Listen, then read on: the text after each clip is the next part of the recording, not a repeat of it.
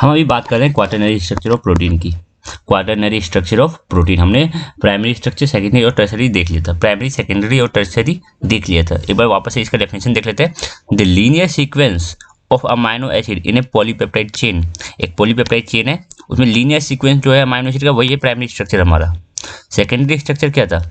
Local foldings pattern within a polypeptide chain such as alpha helices and beta sheet. Alpha helices में क्या होता है? एक polypeptide chain है, within a polypeptide chain hydrogen bonding होती है। Within a polypeptide chain hydrogen bonding होती है। बीटा सीड में क्या होता है? Beta sheet do contains more than one polypeptide chain, ठीक है ना। डिफरेंट दो पॉलीपेप्टाइड चेन ले लो, ठीक है ना। इसको बीटा स्ट्रैंड बोल सकते हो आप। बीटा स्ट्रैंड ये हो गया, ये भी एक बीटा स्ट्रैंड है। और इनके बीच में, दो पॉलीपेप्टाइड चेन के बीच में हाइड्रोजन बॉन्डिंग, ठीक है ना। तो यहाँ पे क्या है? मोर देन वन पॉलीपेप्टाइड चेन। यहाँ पे एक सिंगल पॉलीपेप्टाइड चेन के अंदर ही हाइड्रोजन बॉन्डिंग हो रही है। तो सेकेंडरी स्ट्रक्चर देखा हमने। अब टर्सरी स्ट्रक्चर क्या है? The overall three dimensional structure किस चीज का? सिंगल पॉलीपेप्टाइड चेन इंक्लूडिंग क्या? Secondary structure such as alpha helices and beta sheet. Alpha helices and beta sheet. Tertiary structure में क्या होता है? ये थ्री डायमेंशनल स्ट्रक्चर होता है, पहली बात, ठीक है। थ्री डायमेंशनल स्ट्रक्चर होता है। और ये कंटेंट क्या करता है? ये सेकेंडरी स्ट्रक्चर होता है इसके अंदर बीटा सीट भी होगी और इसके अंदर अल्फा हेलिसेस भी होगा, ठीक है ना। और क्वाटरनरी स्ट्रक्चर क्या है? The arrangement of multiple polypeptide chain, ठीक है ना। ध्यान से देखना, arrangement of multiple polypeptide chain. Arrangement of multiple polypeptide chain, इसको सब यूनिट भी बोल सकते हो। इन डिफरेंट पॉलीपेप्टाइड चेन को सब यूनिट बोल सकते हो। In a multi sub unit protein complex, in a multi sub unit protein complex along with any associated non protein component such as metal हो गया आपके पास, कोई लिपिड हो गया, कोई कार्बोहाइड्रेट हो गया। ये बात करेंगे आगे, हम देखेंगे। तो quaternary structure refers the arrangement of multiple folded protein. The arrangement of multiple folded protein in a multi-subunit complex. This is quaternary structure. It reflects the fourth level of complexity in protein structure. ठीक है ना। ये कौन सा level है? Fourth level. First level पे हमारा था प्राइमरी स्ट्रक्चर, सेकंड में हमारा सेकेंडरी स्ट्रक्चर, थर्ड लेवल पे हमारा है टर्सरी लेवल, और फोर्थ लेवल ऑफ कॉम्प्लेक्सिटी कौन है? ये हमारा quaternary structure. Large protein having molecular weight कितना? 100 डाल्टन से ज़्यादा, 100 किलो डाल्टन से ज़्यादा। जो लार्ज प्रोटीन्स हैं, जो लार्जर प्रोटीन है, जिनका मोलिकुलर वेट 100 किलो डाल्टन से ज़्यादा है, वो होता है हमारा क्वाटरनरी स्ट्रक्चर। वो कंसिस्ट ऑफ 2 और मोर पॉलीपेप्टाइड चेन। इसमें क्या होता है? दो या तो दो से ज़्यादा पॉलीपेप्टाइड चेन होती है। Each of the polypeptide unit is called सब यूनिट, ठीक है ना। मान लो कोई एक प्रोटीन है, कोई क्वाटरनरी स्ट्रक्चर में, क्वाटरनरी स्ट्रक्चर ऑफ प्रोटीन की बात कर रहे हैं, ठीक है। तो इसमें मान लेते हैं हम चार, क्या है? 4 पॉलीपेप्टाइड चेन है, 4 पॉलीपेप्टाइड चेन है, ठीक है। मान लेते हैं 4 पॉलीपेप्टाइड चेन है, ठीक है। ये दोनों सिमिलर है, ये दोनों एक जैसे हैं और ये दोनों एक जैसे हैं, ठीक है। मान लो ये दोनों एक जैसे हैं, बिल्कुल ये दोनों एक जैसे हैं और ये दोनों एक जैसे हैं। तो 4 पॉलीपेप्टाइड चेन है, ये हमारा है। ये ओवरऑल ये हमारा क्या कहला रहा है? ये कहला रहा है हमारा क्वाटरनरी स्ट्रक्चर ऑफ प्रोटीन, ठीक है ना। अब ये इंडिविजुअल, इसको ये अकेला 4 चीजें हैं इसमें, ठीक है ना। तो इस अकेले को बोलोगे सब यूनिट, ये भी एक सब यूनिट है, ये भी एक सब यूनिट है, ये भी एक सब यूनिट है। मीन्स ये जो क्वाटरनरी स्ट्रक्चर है, ये हमारे पास 4 सब यूनिट है इसके। ये 4 यूनिट है, 4 सब यूनिट है इसके हमारे पास, ठीक है। These sub unit may be identical और डिफरेंट। बताया ना, ये जो सब यूनिट है ये आइडेंटिकल भी हो सकते हैं और डिफरेंट भी हो सकते हैं। इसको और इसको देखोगे, ये दोनों डिफरेंट है, बट इन दोनों को देखेंगे तो ये दोनों सेम है। और ये दोनों आइडेंटिकल है, ये दोनों आइडेंटिकल है, ये दोनों आइडेंटिकल है, बस ये, बट ये दोनों डिफरेंट है, ये दोनों डिफरेंट है, ठीक है ना। ये आइडेंटिकल भी हो सकते हैं और डिफरेंट भी हो सकते हैं। The spatial arrangement or association of these subunit constitute quaternary structure, ठीक है ना। स्पाशियल अरेंजमेंट मीन्स कि रिलेटिव पोजीशन। अब देखो, अगर मैं यही चीज एक बार दूसरा बना के दिखाऊं, ठीक है ना। अब देखना क्या था।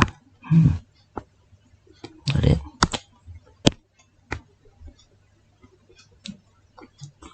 रुक जाओ जरा सा।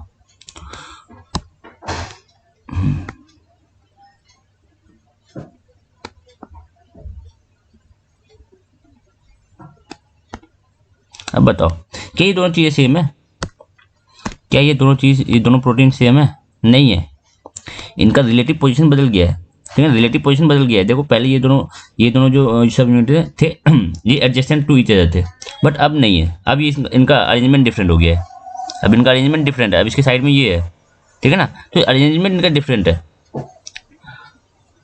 तो वही बोला जा रहा है कि द स्पाशियल अरेंजमेंट, ध्यान देना इस बात पे, द स्पाशियल अरेंजमेंट, ये तो एसोसिएशन ऑफ दिस सब यूनिट कॉन्स्टिट्यूट्स टर्सरी स्ट्रक्चर। ये इनका आपस में क्या होता है? इनका आपस में इंटरेक्शन भी होता है। ये चारों सब यूनिट है, ये अलग अलग नहीं होते। ये जब प्रोटीन कॉम्प्लेक्स में है तो ये आपस में इंटरेक्ट किए हुए हैं चारों सब यूनिट। ये चारों सब यूनिट आपस में एक दूसरे से इंटरेक्शन करके बैठे हुए हैं। एसोसिएशन इन चारों का, सब यूनिट का। Now protein having more than one सब unit are known as oligomers. ठीक है ना, ऐसे प्रोटीन जिसके पास एक से ज्यादा सब यूनिट है उसको बोलते हैं हम ओलिगोमर्स। ठीक है ना, उसको बोलेंगे हम ओलिगोमेरिक प्रोटीन। ठीक है, क्या बोलेंगे? Oligomeric protein having more than one subunit is known as oligomeric. तो बताओ ये क्या है? ठीक है, तो ये एग्जांपल देके बताओ, ये बताओ कि ये आपके इसमें आपको दिख रहा है कि ये ओलिगोमेरिक प्रोटीन है। डिफरेंट सब यूनिट है, 4 सब यूनिट है इसके अंदर। इस प्रोटीन में 4 सब यूनिट है, तो हम इसको बोल सकते हैं ओलिगोमेरिक प्रोटीन है। ओलिगोमर से ये इस प्रोटीन को क्या बोलेंगे? ओलिगोमर। ये तो oligomeric protein. And the identical sub unit are called protomers. ये जो आइडेंटिकल सब यूनिट है, ये दोनों, ये वाला और ये वाला, ये दोनों क्या होंगे? प्रोटोमर है। ये दोनों क्या है? प्रोटोमर है। आइडेंटिकल सब यूनिट को क्या बोलते हैं हम? Protomer. Identical sub unit are called as protomer. In most of the oligomeric protein, ज़्यादातर ओलिगोमेरिक प्रोटीन में आपको देखने मिलेगा कि प्रोटोमर सब यूनिट आर सिमेट्रिकली अरेंज्ड। अब इसका क्या मतलब है?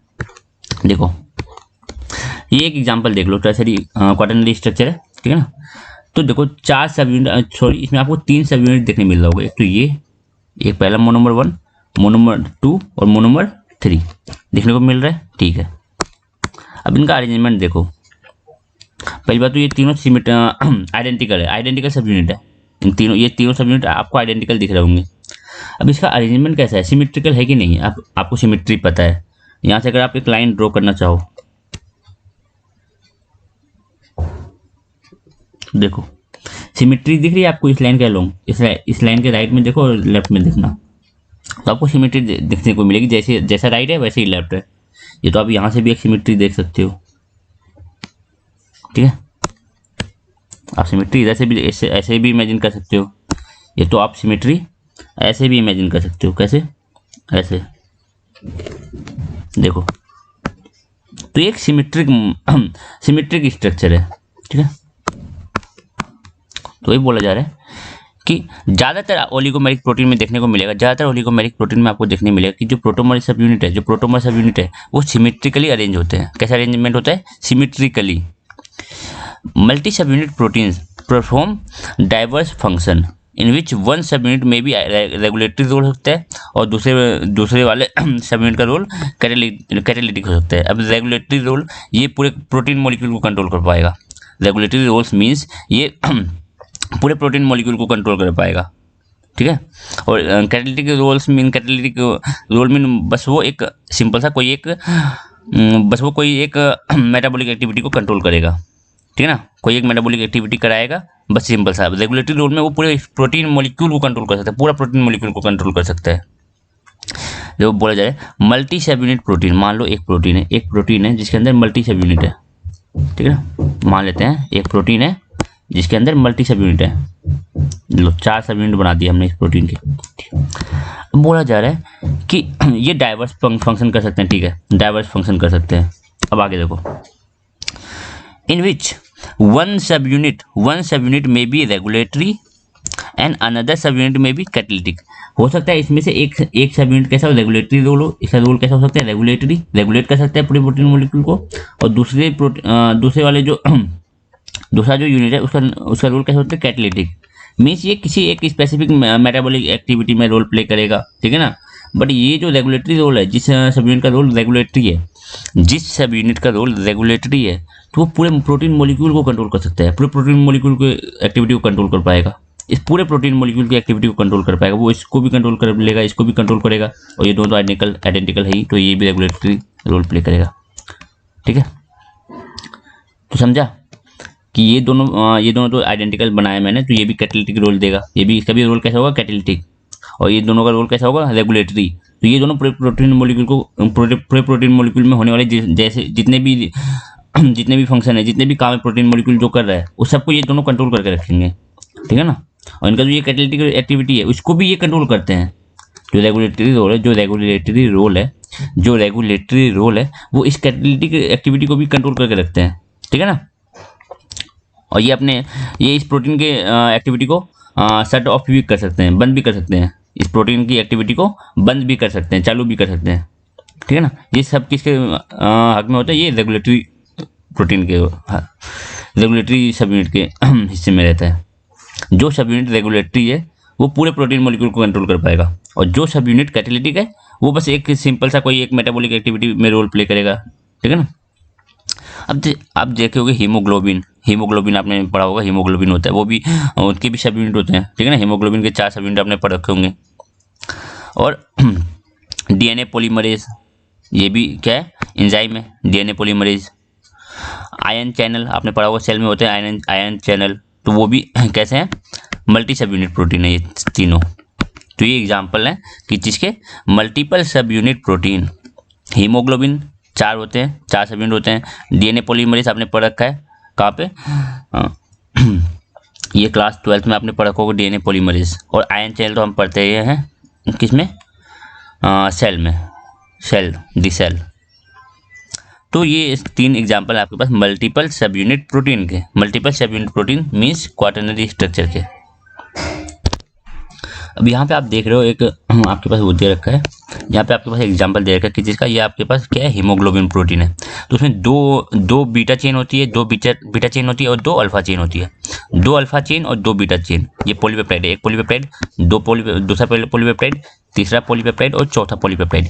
मीन्स जो आपका हीमोग्लोबिन है वो 4 पॉलीपेप्टाइड है उसके अंदर। हीमोग्लोबिन में 4 पॉलीपेप्टाइड चेन है, 2 अल्फा चेन और 2 बीटा चेन। ठीक है ना, और उसमें हीम ग्रुप होता है, haem group containing iron containing haem group कितने होते हैं, 4 हीम ग्रुप होते हैं। ठीक है, ये आपके पास क्या है, हीमोग्लोबिन। क्या है ये, क्वाटरनरी स्ट्रक्चर। यहाँ पे आप प्राइमरी स्ट्रक्चर देख सकते हो, सिंपल सा हम ऐसे डिनोट करते हैं प्राइमरी को। सेकेंडरी स्ट्रक्चर हमारा ये दोनों होता है, tertiary structure and quaternary structure.